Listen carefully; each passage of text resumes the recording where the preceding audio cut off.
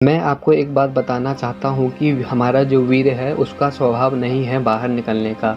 यह बात मैंने एक पुस्तक है समझ से प्राप्त ब्रह्मचर्य, इसकी पीडीएफ है। इस पीडीएफ में मैंने पढ़ा था कि वहाँ पर बताया जा रहा है कि ये जो वीर है इसका स्वभाव नहीं है बाहर निकलने का। ये तो हमारी गलत आदतों की वजह से, हस्तमैथुन की वजह से या फिर अत्यधिक संभोग की वजह से बाहर निकलता है। मैं आपको पहले के समय के बारे में बताऊँ तो फिर उस समय ऐसा था कि जब बालक बड़ा होता था तो फिर उसको गुरुकुल भेज दिया जाता था। वहाँ पर वह शास्त्रों की और भी जो महत्वपूर्ण जो ज्ञान था उसको ग्रहण करता था और ब्रह्मचर्य का सख्ती से पालन करता था। वहाँ के गुरुओं को पता था कि किस प्रकार से ब्रह्मचर्य का पालन करना है।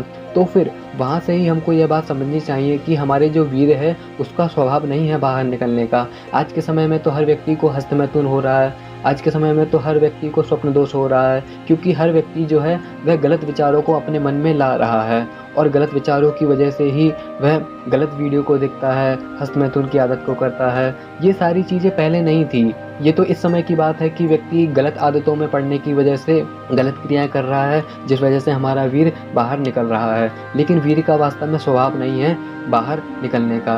वीर तो एक ऐसी चीज़ थी कि ना, वो हमारे शरीर के अंदर ही रहता था और कुछ वर्षों के बाद 25 वर्ष, 30 वर्ष, 35 वर्ष के बाद ही बाहर निकलता था। और वो भी तब बाहर निकलता था जब कोई व्यक्ति विवाह करता था, उसके बाद वह संतान उत्पत्ति के लिए ही अपने वीर का प्रयोग करता था। लेकिन आज का समय ऐसा हो गया है कि कोई भी अपने ब्रह्मचर्य का नाश कर रहा है, कोई भी वीर बाहर निकल रहा है। इसी वजह से जो वीर है वह निरंतर बाहर ही निकल रहा है। इसलिए उस पुस्तक में बताया गया था कि वीर का स्वभाव बाहर निकलने का है ही नहीं। जैसे कि आप समझ लीजिए कि पानी जो है वह झरने से नीचे बहता है, तो फिर वह उसका स्वभाव नीचे ही बहने का है।